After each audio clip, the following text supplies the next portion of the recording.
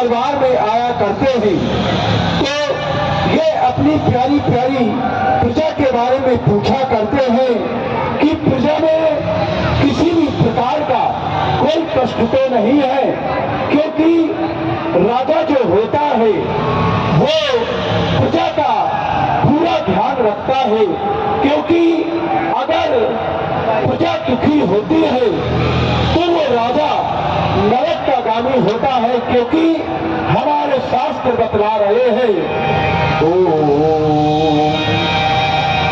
ये जा सूरज ये जा सूरज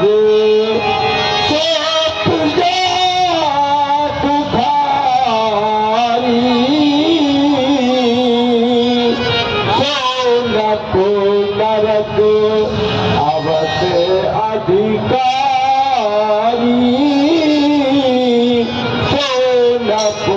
नरक, क्योंकि जो राजा प्रजा का ध्यान नहीं देता वो अंत में नरक का गामी होता है। कहो हमारे राज्य में गौशाला, पाठशाला, धर्मशाला सभी सुचारू रूप से चलाई जा रहे हैं ना। कहो आज के मुख्य समाचार क्या है, हम जानना चाहते हैं। महाराज के द्वारा पूछा गया कि हमारे प्रजा में कुशल मंगल है या नहीं, लेकिन महाराज आपके राज की कैसे बखानी मैं राजधानी, जिस राजा के राज में सिंह और बकरी पीते हो एक घाट पानी। महाराज आपके राज में तो सिंह और बकरी भी एक घाट में पानी पीते हैं, फिर यहाँ की प्रजा को कोई कष्ट नहीं है महाराज।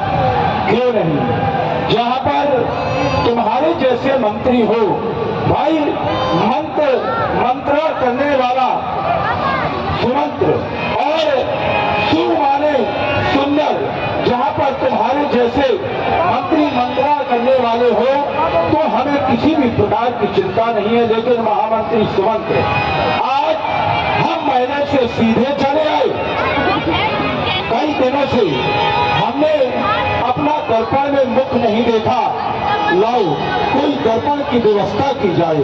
लाओ एक दिवस अचानक राजा ने दर्पण में अपना मुख देखा और देखा कुछ बाल सफेद हुए, तब रानी से कहना महाराज लीजिए दर्पण।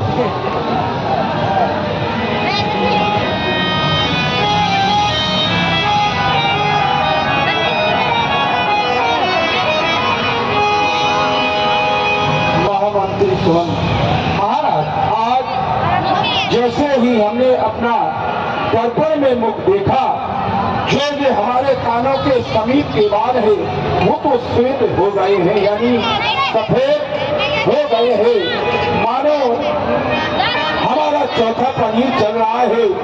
लेकिन आज हमें लग रहा है, हमें ऐसा लग रहा है कि राजा दशरथ तेरा समय आ चुका है और हम चाहते हैं जब हमारे ऊपर कोई विपदा आई है तो इसका निवारण हमारे गुरुदेव वशिष्ठ जी ने ही किया है। क्यों ना हो आज का दरबार यहीं पर समाप्त किया जाए, हम अपने गुरुदेव के पास जाना चाहते हैं। अवश्य महाराज।